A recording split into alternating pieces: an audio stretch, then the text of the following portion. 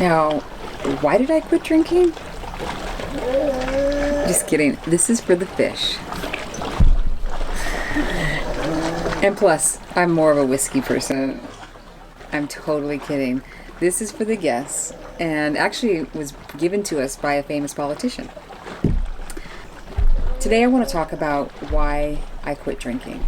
And I also want to say thank you so much for those of you who watched and really encouraged me to continue on with this channel. Okay, I need to give you a little background on my relationship with alcohol. And it started when I was 12. I had my first drink. A friend and I stole boxed wine out of the refrigerator and spun around and laughed hysterically, and we were like, oh my God, this is amazing. We loved it. Then by age 15, my parents divorced, which was a total shock.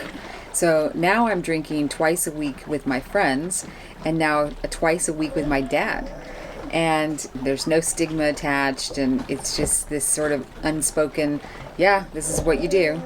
The drinking with my dad was not as much fun as with my friends because it turned into a big rant almost every time, and a rant against my mom and anyone else.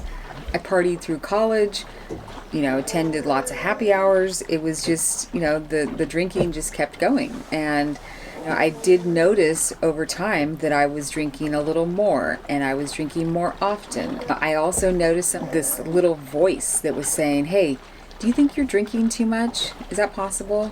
I mean, I certainly thought my dad was. And, at this point, like in my early 20s, I lost my relationship with him because the drinking was so dysfunctional. And so it was easy for me to say he had the problem, but I also knew, hey, I'm drinking too, and that's not good. Another thing that happened with the small voice is in my early 20s, two friends and I, co-workers, we decided, hey, it's New Year's, let's have a fresh start. And so we decided to pick one thing each and give it up for 30 days. And then we all three gave up all three things. So I chose alcohol, one friend chose chocolate, and the other one chose cheese. All three of these were very difficult for all three of us. So it was a good thing that we worked together because we could cheer each other on and we count down the days together. And then at the end, we had this huge party and tons of cheese, chocolate, and alcohol. It was fun. And our whole families and friends, other people knew that we were doing this, and we turned it into fast friends. And then we did this every year for 10 years. And it evolved into an opportunity to reflect on, now what is this relationship with alcohol that I have? And why is this difficult? And how do I feel? And so that was where I really started to gain momentum into this, just my future, really. Because I was like, hey, my dad died at 57. We were estranged. Like, that was devastating. And my stepdad died at 53, and he was ready to retire in a few years.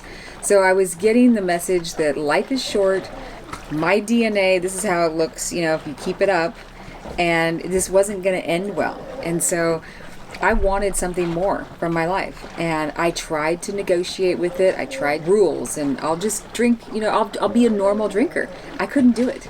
I liked it too much. The chemical reaction in my DNA and my cells said, I need more.